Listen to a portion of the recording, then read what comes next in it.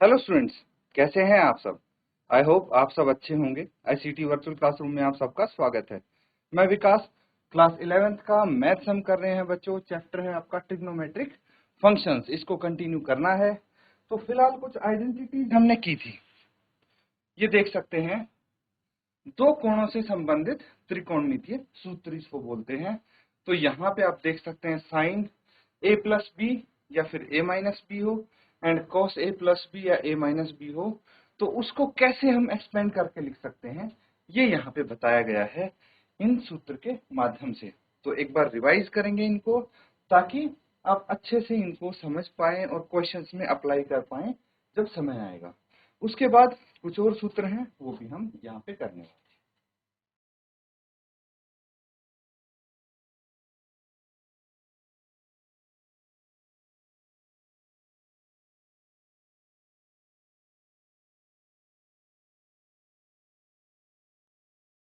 ठीक है बच्चों, ये चीज समझ में आ गई है तो इसको देखिए।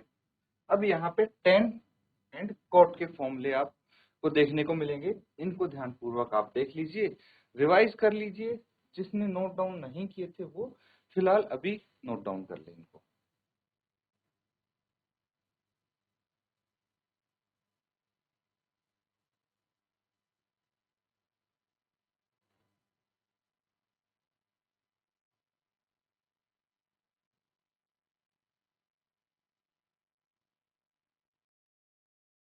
तो बच्चों, ये तो यहाँ पे आपने कर दिया है, ठीक है। अब देखिए,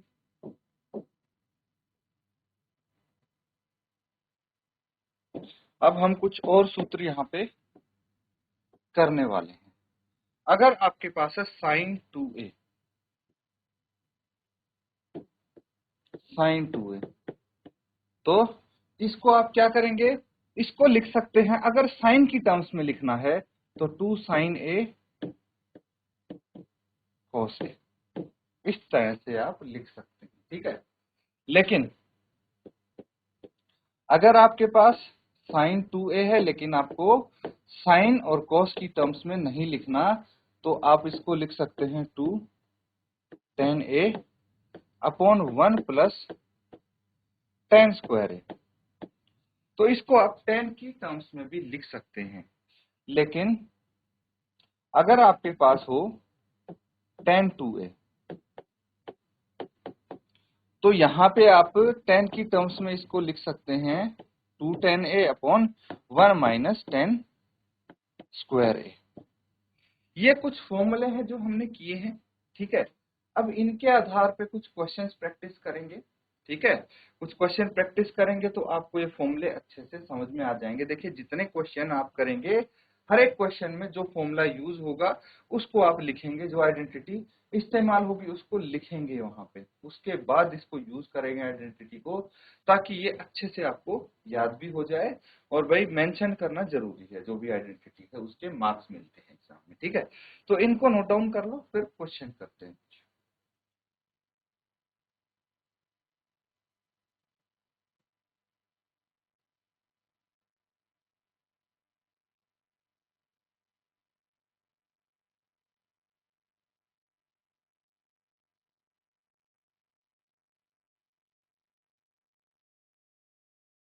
चलिए, अब क्वेश्चन नोट डाउन करेंगे आप।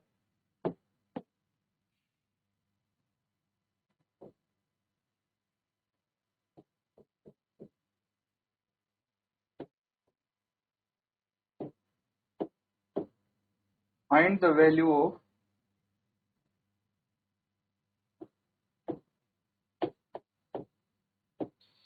तो यहाँ पे ध्यान से देखिए बच्चों, ये जो साइन 15 है इसका तो हमने किया ही नहीं, क्या वैल्यू होती है।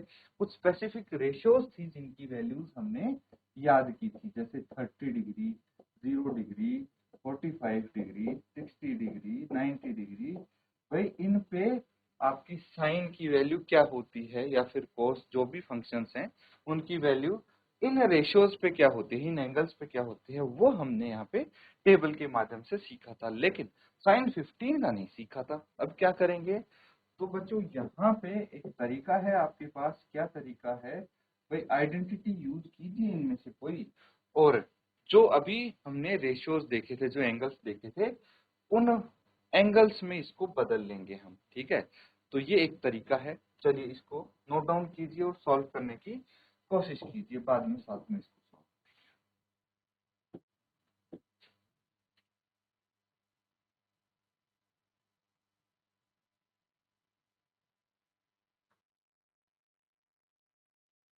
तो बच्चों यहाँ पे देखिए अब कैसे करना है।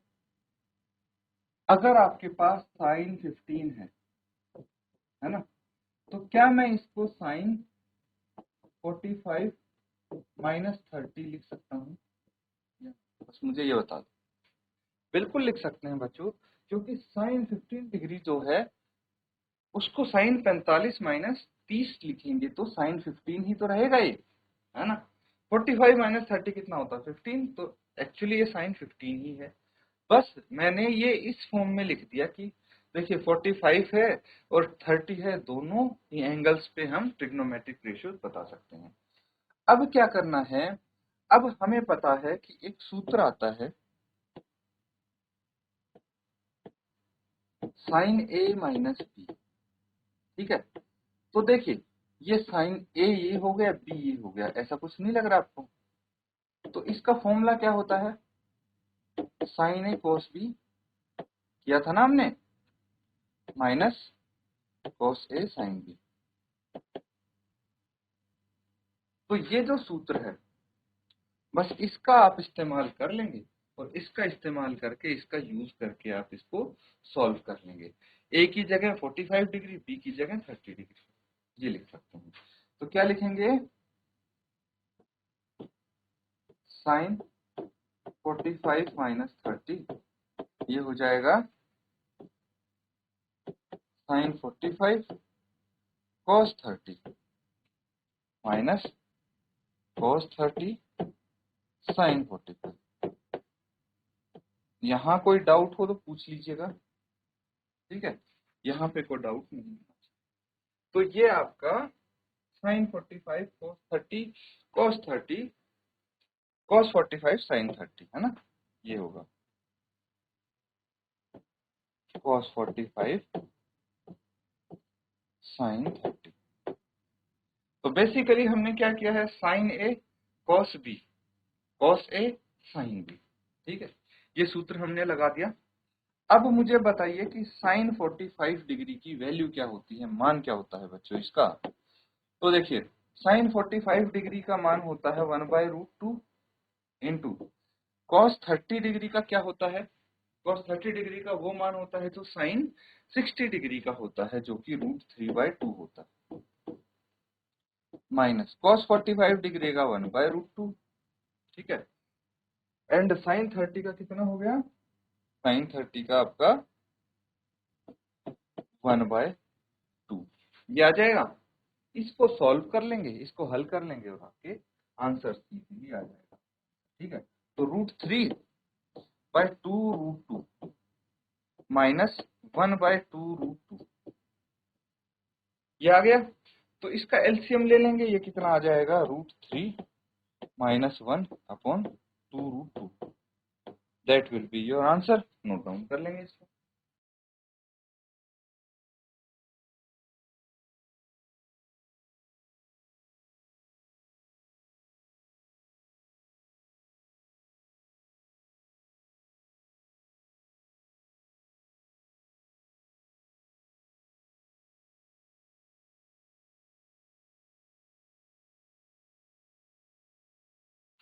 तो बच्चों ये सबने कर लिया है ना नोट डाउन?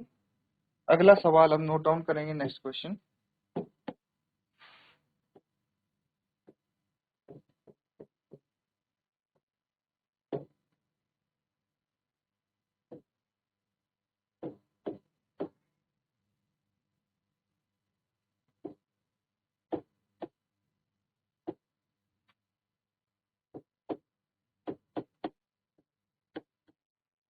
ये क्वेश्चन है, find the value of tan 13 pi by 12। तो यहाँ पे क्या फर्क है? देखिए पिछले जो क्वेश्चन में आपको दिया था उसमें क्या दिया था बच्चों? आपको साइन 15 डिग्री दिया था। हाँ, साइन 15 डिग्री मतलब आपको डिग्री में दे दिया गया था, है ना। एंगल डिग्री में थे, लेकिन यहाँ पे रेडियन में है, इसको डिग्री में कन्वर्ट कर लेंगे आप सबसे पहले तो। 10 13 ये हो गया 180 अपॉन 12। तो इसको आप इस तरह से कर लेंगे। पहले मैं देखिए क्वेश्चन है तो दोबारा आप इसको लिख लीजिए। 13 पाई बाय 12 ये है, और इसको मैं लिख रहा हूँ 10 13 180 बाय 12। तो 12 से अगर इसको कैंसिल आउट करेंगे कितना आ जाएगा? 12 15 जा 12 15 जा 180 होता है। तो ये कितना आ जाएगा? 10 15 इंटू 13 कितना होता है? 15 ये 45, 4 हासिल 15 15 और 3 4 19, तो 195 डिग्री आ जाएगा ये 10। ठीक है, इस तरह से डिग्री में इसको कन्वर्ट कर लेंगे।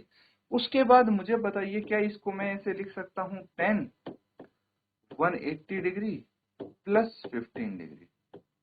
बिल्कुल लिख सकते हैं बच्चों हम इसको। और अब आपको देखना है कि 10 180 प्लस थीटा क्या होता है। 10 180 प्लस थीटा क्या होगा, कौन से क्वाड्रेंट में जाएगा। ठीक है, क्वाड्रेंट कौन सा होगा ये पता लगाना है। उस क्वाड्रेंट में भाई पॉजिटिव होता है या नेगेटिव होता है 10, ये आपको पता लगाना पड़ेगा। फिर इसमें फंक्शन चेंज होगा नहीं होगा ये आपको देखना है, और फंक्शन चेंज होगा तो वो लिखना है, नहीं होगा तो वैसे इसको लिख लेंगे आप। ठीक है, उसके आधार पे इसको आप सॉल्व कर लेंगे और आपका उसके बाद आएगा वैल्यूज। ठीक है, तो चलिए इसको नोट डाउन कीजिए और आगे सॉल्व करने की कोशिश कीजिए।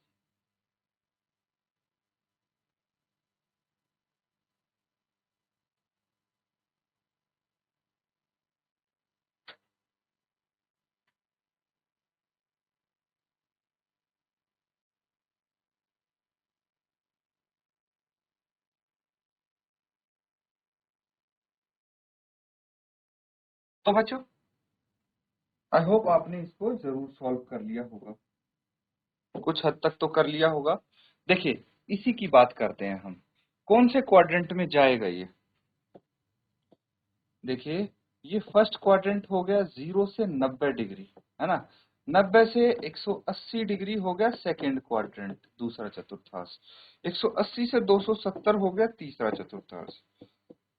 मतलब 180 में अगर थीटा जोड़ेंगे तो थर्ड क्वाड्रेंट में पहुंच जाएंगे। ये चीज समझ गए आप, थर्ड क्वाड्रेंट में यहाँ पे पहुंचेंगे आप। अब मुझे बताइए तीसरे क्वाड्रेंट में क्या क्या पॉजिटिव होता है। तो अगर याद हो ऑल स्कूल टू कॉलेज, है ना, तो T फॉर 10, तो 10 पॉजिटिव होगा यहाँ पे, तो ये धनात्मक होगा। ये समझ में आ गया। दूसरा 0 और 180 डिग्री पे नो फंक्शन चेंज, 0 और 180 डिग्री पे फंक्शन चेंज नहीं करते थे हम, तो ये क्या आ जाएगा? टेन थीटा लिखेंगे इसको हम, है ना। टेन थीटा दैट मीन्स यहाँ पे क्या आ जाएगा, ये आ जाएगा 10 15 डिग्री। इजी है। ठीक है, यहाँ से 10 15 डिग्री आ गया। तो अब आपको क्या करना है, जैसे फर्स्ट क्वेश्चन अभी हमने किया था उसमें क्या किया था बच्चों, साइन 15 था, तो उसकी जगह हमने क्या लिख दिया था, साइन 45 माइनस 30 डिग्री। तो ये 10 45 माइनस 30 डिग्री हो जाएगा। ठीक है, तो इसको क्या करना है, अब इसको आपको सॉल्व करना है। देखिए 10 45 माइनस 30 कितना हो गया, 10 15 ही है वैसे तो, लेकिन यहाँ पे एक हम सूत्र लगा सकते हैं अगर आपको याद है तो। सूत्र कौन सा है बच्चों, 10a minus B, 10a minus B अभी किया था हमने। क्या होता है 10a माइनस 10b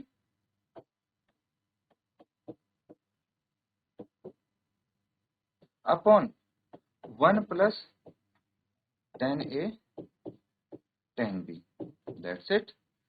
ये सूत्र यहाँ पे लगाएंगे और आगे इसको हल करने की कोशिश करेंगे। चलिए सॉल्व कीजिए इसको। आगे क्या आएगा, 10a की जगह यहाँ पे 45 है ना, और b की जगह कितना है 30 है, बस ये ध्यान रखना। 10 45 minus 10 30 upon 1 plus 1045 1030। Simple question है बच्चों, अब कुछ नहीं है इसमें, सॉल्व करते जाइए आगे ऐसे।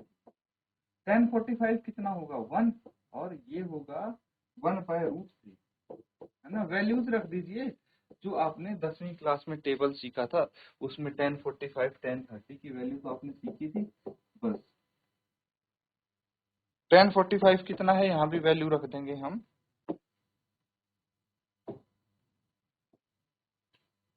ये हो जाएगा 1 इंटू 1/√3।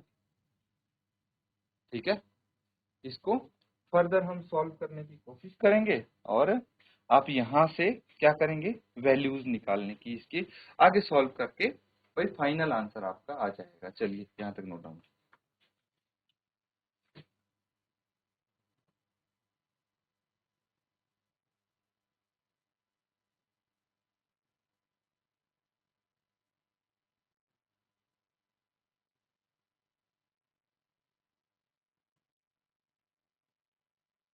तो बच्चों कर लिया ना सबने नोट डाउन यहाँ तक, कोई दिक्कत नहीं है तो आगे करेंगे। अब देखिए यहाँ पे क्या आ गया आपका 1 माइनस 1/√3, तो ये क्या हो जाएगा √3 माइनस 1/√3, ऐसे लिख सकते हैं ना।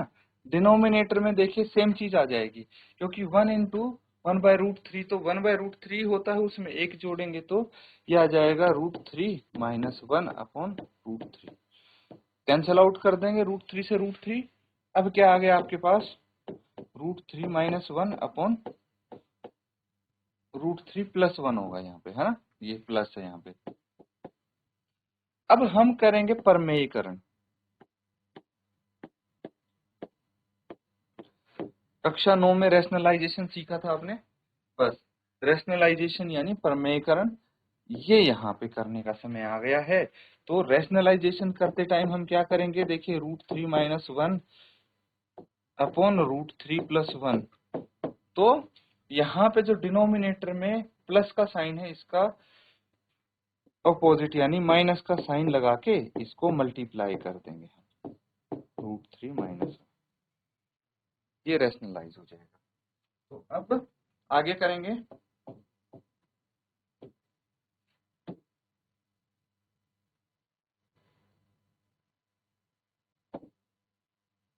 क्या आएगा, ये आ जाएगा √3 माइनस 1 का square upon a plus b और a माइनस बी।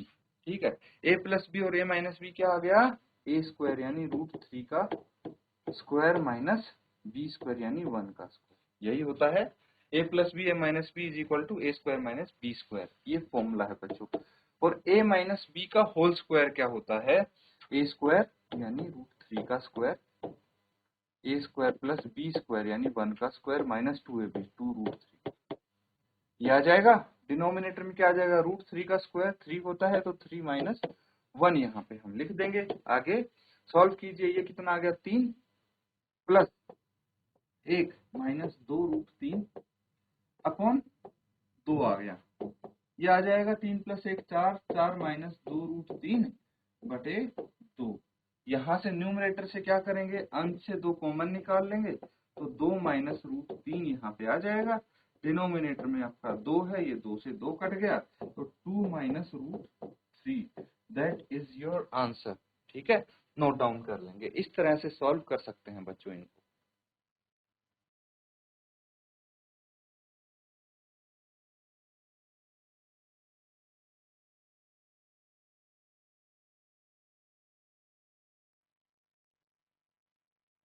तो बच्चों आपने देखिए जो आइडेंटिटीज की हैं, फॉर्मूले किए हैं, उनको अप्लाई कैसे करना है वो आज हमने सीखा है। ठीक है, लेकिन सारे फॉर्मूले भाई एक ही सेशन में हम क्वेश्चंस में अप्लाई कर दें ये पॉसिबल नहीं है, उसके लिए बहुत सारे क्वेश्चन सॉल्व करने पड़ेंगे हमें, क्योंकि आपने 10 से 12 आइडेंटिटीज आपने सीखी हैं अभी तक। तो उन सब को अप्लाई करने के लिए हमें एटलीस्ट इतने क्वेश्चंस करने पड़ेंगे। तो वन बाय वन हम क्वेश्चंस करेंगे। ठीक है, आपको आइडिया लगेगा कैसे अप्लाई कर सकते हैं आइडेंटिटीज और क्या क्या कॉन्सेप्ट्स का यूज होना है। इस क्वेश्चन में देखा होगा कि आपके कक्षा 9वीं 10वीं के कॉन्सेप्ट्स भी यूज हो रहे हैं, तो उनको भी अच्छे से रिवाइज करना होगा, पता होने चाहिए वो कॉन्सेप्ट। इसी के साथ आज का सेशन हम यहाँ पे एंड करते हैं। Thank you and have a nice day.